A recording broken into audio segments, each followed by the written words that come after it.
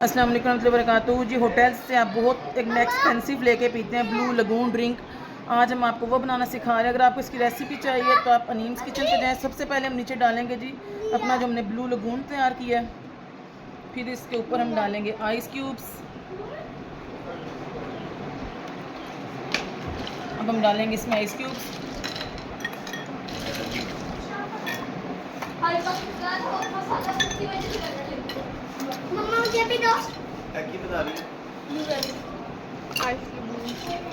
अब डालेंगे हम इसमें आइस क्यूब्स, साथ हम इसमें डालेंगे लेमन के स्लाइसेस।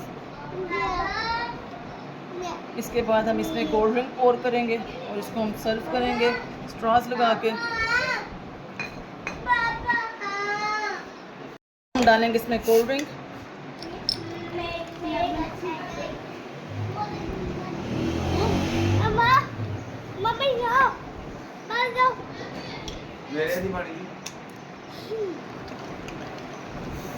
ये है जी हमारे ड्रिंक की फाइनल लुक। आई होप आपको पसंद आई होगी। पसंद आई है तो लाइक करें, शेयर करें, सब्सक्राइब करें।